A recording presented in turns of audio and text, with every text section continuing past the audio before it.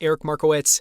Thank you so much for joining me back on Outlier Academy. I'm really excited to have you on to dive into the playbook portion. So we're going to talk about how you approach research, the behavioral side of investing, a ton of stuff. So thanks for the time. So I want to start off this episode, for anyone that's listening to this, I highly encourage you to go and listen to the Spotlight interview where we talk about Worm Capital, where Eric's the director of research. I'm a huge fan of the firm. We talk about a bunch of how they view the world, the worm algorithm, the worm theory, bunch of worm stuff, which will make sense when you listen to it.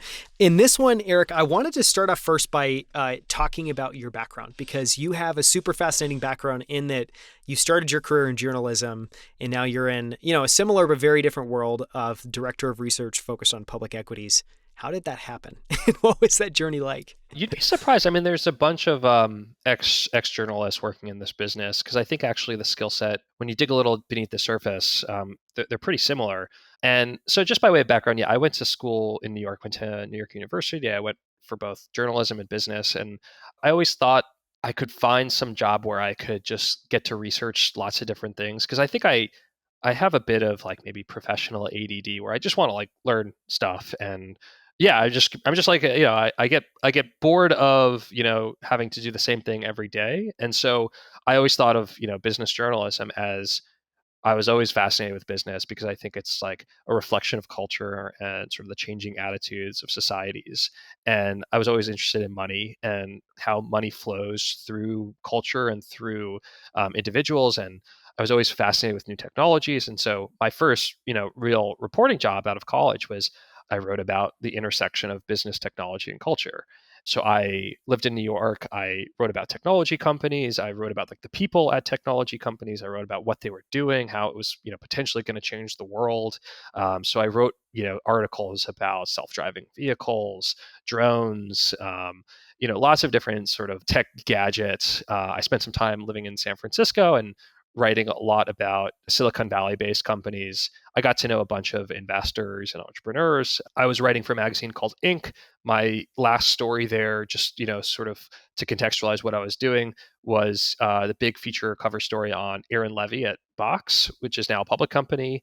I wrote about them when he was, still private, and he was kind of building out a big mobile part of their business. So I was always just fascinated in sort of this idea of, well, we're living through kind of a unique period in time. I grew up before the internet, but like kind of during the internet. And I got to see how it was just fundamentally changing the world for both good and bad. I remember, partially when I first, went to college, I remember being so excited because that would enable me to get a Facebook account back when Facebook, you still had to have a college.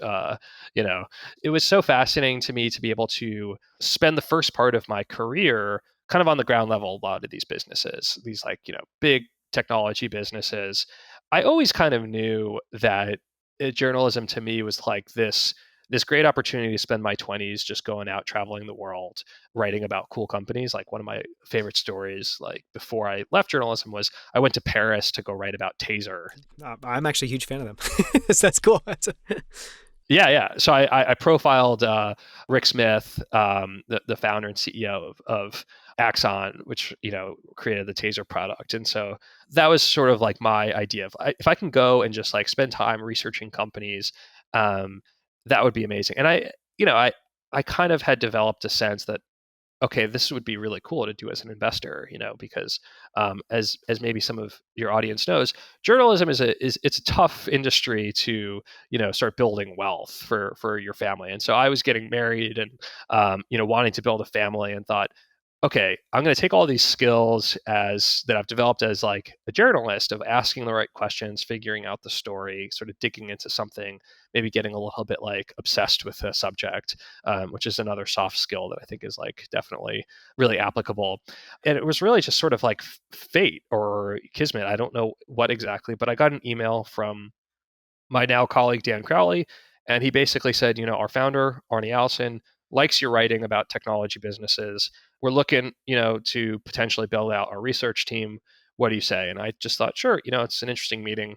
Figured nothing would come of it, but why not? I was living in Los Angeles at the time, and I think I remember talking to my girlfriend then, who's now my wife. She says, "Yeah, just Easy. go take the meeting." So I met with Arnie. I quickly realized like, oh, this is the smartest guy I've ever met. He's like fascinating, and he's kind of like doing exactly what I want to be doing, which is like investing in these cool technology businesses that are like fundamentally changing the world around us. That's a bit of a longer answer, but really how I got to where I am today, which is spending the first 8-10 years reporting, just interviewing like thousands of you know entrepreneurs, executives, investors, trying to understand like what technologies, what companies were going to be sort of potentially the next big thing. I certainly at Inc. I was writing about companies like Etsy and like Kickstarter. I just that was how I was just spending my time, and now I'm kind of doing the same thing. I'm just allocating capital and helping sort of synthesize information so that we can make really good decisions. But ultimately, it just comes from a very similar process of asking questions and just spending my time kind of geeking out and reading all the stuff that comes out and talking to people and interviewing people. Yeah. No, I mean, even obviously hearing you talk through that, I'm like, yes, it's basically the same thing. It's just the focus of your research is, slightly more narrow, I guess, maybe in some ways. Were you growing up, did you dabble in investing? When did you get interested in, I feel like, and maybe you haven't had this experience, but I feel like there's being interested in business and then there's being interested in investing. And I feel like they're mostly tangential and there's a little bit of an overlap, but it's not that much. What was your kind of avenue into investing and your curiosity there? Yeah, I think I remember in high school there was like a student competition, and it was like a stock market competition. You were given fake dollars, and I just remember thinking I did it, and I think I'm not going to claim that I won. I remember winning, but who knows how memory works. I just remember being really excited by it, like by being really excited by this idea that I could go and through the fruits of my research and my like nerdy obsessions of just spending time on things, potentially be able to reap great rewards from it. And I didn't know anything about value investing. It took me much later in life to really discover a lot of sort of like the core readings that I think are necessary to really work in this business. But I think it was to me, what attracted me to it, I was never like a sports guy. I mean, I played, but I wasn't very good. I was more of like a games guy. I loved games. I loved, games of strategy. I loved poker in high school. I mean, I was just like obsessed with poker. And I think I saw, a lot of similarities to investing, which was, you're playing against other people. If you make a few good decisions, your rewards can be really great. But it's a game where you don't have all the information, and so you just have to make good calculated bets. And I think that's kind of like initially what got me interested. So I want to talk about Worm's two-step research process, and partially because as we were kind of brainstorming what we might cover, you kind of launched into here's a little bit of our research process, and I just thought it was absolutely fascinating. And I think one, just the way you were able to articulate it in terms of what you're doing at various different stages, but also just the fact that it's not hard, but I think you have a unique approach. Can you talk about those two steps? And I won't give away what they are, but kind of the two steps in that process and how you think about that. We can talk about those two steps, and this all comes from Arnie Allison, our founder and CIO. His mind is way more interesting than mine, but the number one step of research is what he calls the Jane Goodall approach, which is you plant yourself on the hillside and you just watch the chimpanzees, and you don't have an opinion, and you just watch them, you take notes, you see how they interact with each other.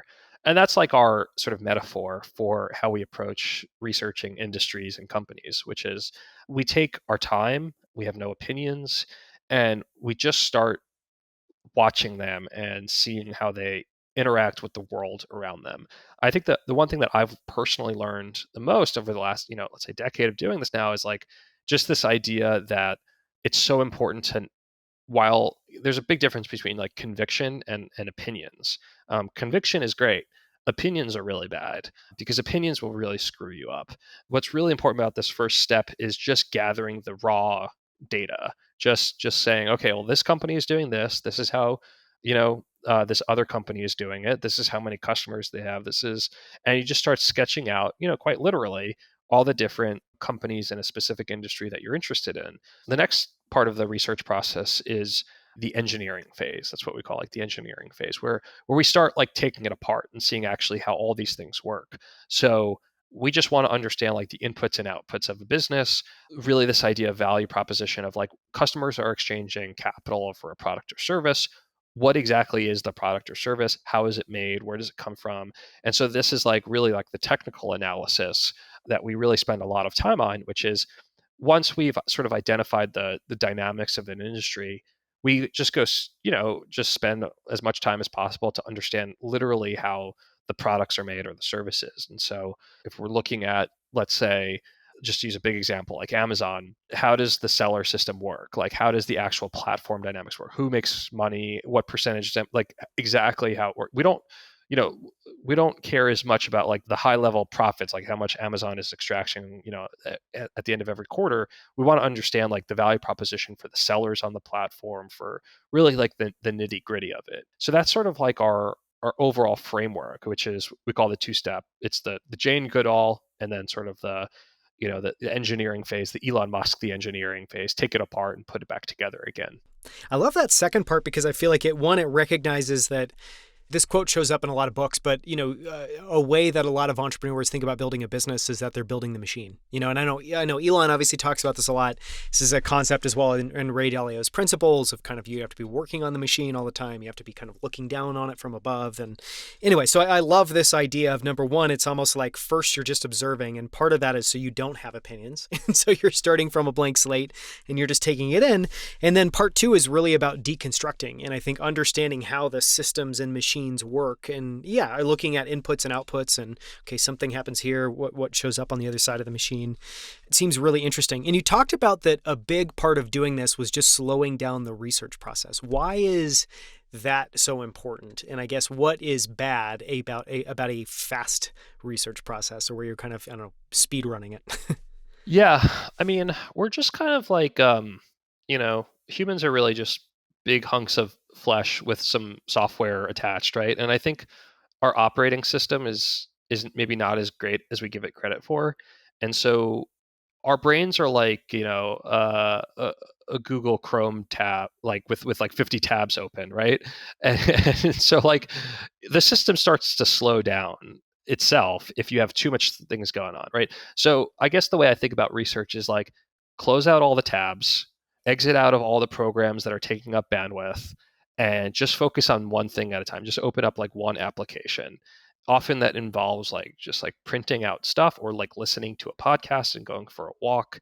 And so I think that like it's, in my own experience, it's just been integral to really deconstruct and slow down reading a transcript, even like an earnings transcript, and just like reading it a couple of times, highlighting it, going through it. Because I think our culture and sort of like the environment that we're in right now is kind of obsessed with like multitasking and doing a lot of things at once. And so that's often like antithetical to really good research. Like if you think about like even like Jane Goodall or anyone who's like been a great researcher or sociologist, like they just spend a lot of time doing one thing for a period of years. And then only do they really have great insights from it.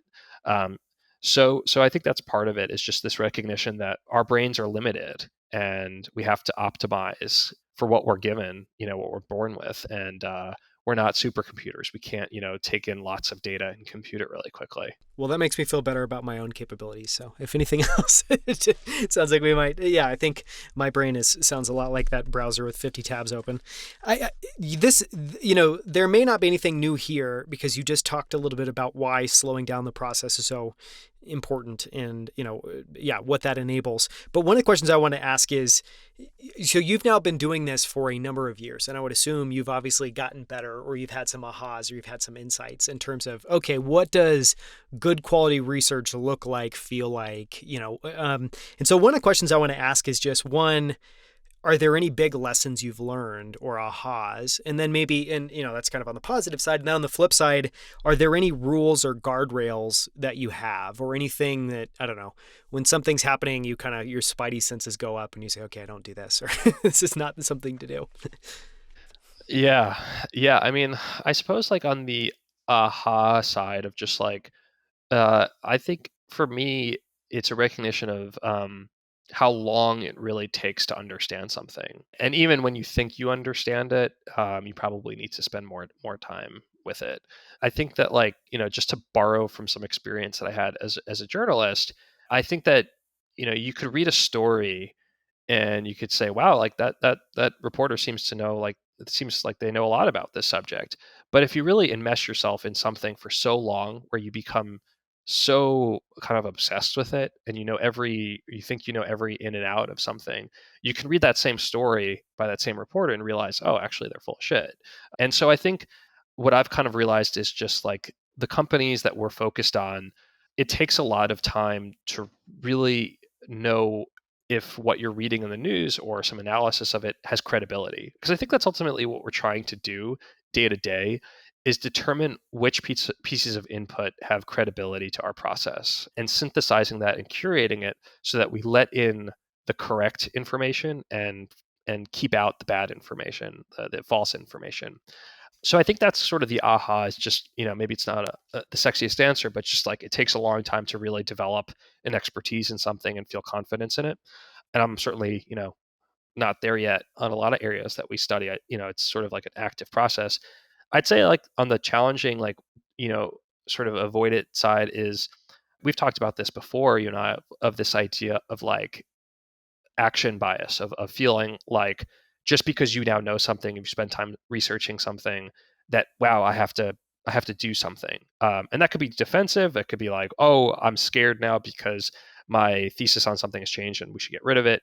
Or it could be like, wow, this thing is so great, we should invest in it. And I think the lesson learned is, you know uh, there's so much value to patience in this business, that just slowing down not only the research process, but the actual, like, allocation process and the trading process is immensely valuable. And I think some of the greatest investors just do nothing, right? Like, that is such a hard thing to conceptualize, especially in our culture that values action and values doing things.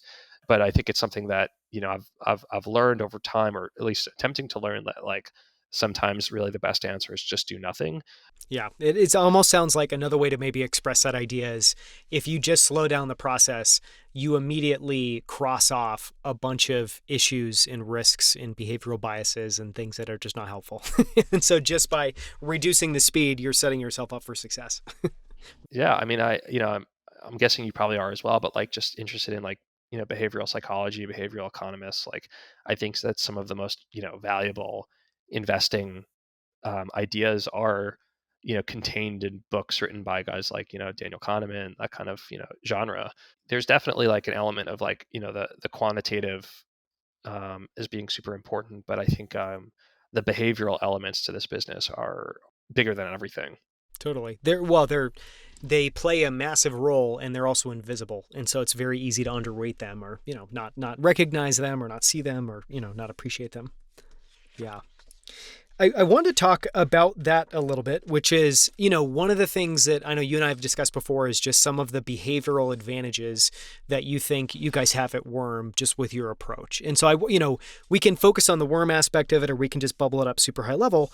But I wanted to just get your thoughts on, what are the behavioral advantages, and how have you focused on kind of cultivating those? And that could be at Worm, that could just be in your research and your work. I think everyone has their own way of doing it. I'll just speak to how we do it, not necessarily that it's better or worse, but how we've even set up our organization to enable us to work in a way that's most comfortable to us. So we don't have, like, a big fancy office. I work from home. Arnie Allison, our founder and CIO, he works from home. And it's very much an intentional choice. I mean, we did this before the pandemic, and everyone was remote. But I mean, so much about, I think, making good decisions is giving yourself the space and the time necessary to, and the comfort to do so. And I think that even, like, the interpersonal dynamics of being in an office can yield potentially good outcomes. But I think in our business, a lot of it is just like, it's soloed work that is then shared via, a Zoom call or just a phone call, regular check-ins just to talk through things. And it's a process that, has worked for us. I think that if you're in an office, and potentially behaviorally there's, like, an impulse to have more action, like, hey, let's pitch this idea, let's get this new idea in the portfolio, or like, And that's just not how we wanted to optimize. We wanted to optimize for, well, Arnie is our CIO and I'm director of research. How best can we work together to put together the optimal portfolio, and together with our partners at the firm? Like, this is just how we've chosen to do it. I think also just how we spend our time, what we read is really important. Like, if you read sort of news constantly, you're just going to go crazy because it's just all negative. It's all, it's going to force you into making bad decisions. And so going back to, books that we've read in the past that have been just sort of like great guidelines of how to think and how to invest. There's a book I keep on my desk. I'm looking at it right now. It's 101 Years on Wall Street. Arnie recommended this book to me a while back, and it's just like, it's an investor's almanac, just most boring book ever. But it just shows you that, like, in 1922, there was like some great concern that everyone was freaking out about, and that's over. Things like the market is just a series of cycles, and everything passes. And so sometimes it's just good to sort of ground yourself in that. And so, yeah, I mean, there's just a couple of things, but I think that, like, just really thinking through, like, what are you trying to achieve, and physically setting yourself up so that you can put together sort of like the most optimal solution for it. Seems like a clear through line for a lot of Worm's culture is just kind of, deliberately slowing down the process, being deliberate about how you're spending your time, being thoughtful. We talked earlier about that, your office isn't anything like Billions. It's almost like, instead it's like a monastery or some sort of a Zen, Japanese structure. Yeah, it's a bunker. It's just, books and crazy notes on whiteboards and stacks of paper. And if you have a great office, like, that's awesome. I've no ill will towards anyone who has that. I just, for us, and it's not pertinent exactly what we do. I'm a huge believer in, it's a single player game. You have to figure out what works for you. You're not going to learn that necessarily by observing what other people are doing. Okay, I want to ask a few kind of closing questions. And one is, and I'm sure you'll have a fascinating answer to this, not to, add any more pressure, but one of my favorite questions to ask is just about a recent fascination. So something you've been researching, reading recently that you just can't get out of your mind. What is that at the moment? Or what has that been recently? Yeah, we're obsessed with this idea of, like, what does the future look like? And for me, it's like, right now, I'm like, bots, like robots. There's some companies pursuing this through a variety of modalities, but robotics, in 2030, like, what could that look like? And so it's very, like, science fiction-y, but I think we're actually nearing a point where some of the neural net architecture that is necessary to have, like, really generalized AI and sentient AI is becoming more likely, at least in the next few years. So I'm very nerdily geeking out on the potential for that, and then also which company is best poised to succeed, because what's the overall market for, what's the TAM of the labor market? It's pretty big, like, so, just like questions around that is kind of a current fascination. Yeah. I mean, that's been a fascination of mine. A company I looked at recently is Gecko Robotics, and it's a private company. It's around robotics, but what it does is both super niche, but also, I think, just kind of fascinating. And this is one of the things I love about business is, to what we've talked about, it's just kind of like a window of curiosity, and one thing leads to another, leads to another. But with Gecko Robotics, basically the idea is, for anyone living in a city or not in a city, here in Colorado near Denver, there's just massive industrial bases. And so you see all these different plants, manufacturing plants, some of them are refining facilities, but it's the big industrial facilities. Those need to be inspected. They need to be inspected for a bunch of reasons. It could be a grain silo, it can be a water holder, it can be some sort of a coolant or an exhaust valve. They all have to be inspected. They're not particularly hospitable. Like, the temperatures can reach hundreds of degrees, up to 300 degrees. You have to scale these things. It's not like they're easy to climb around.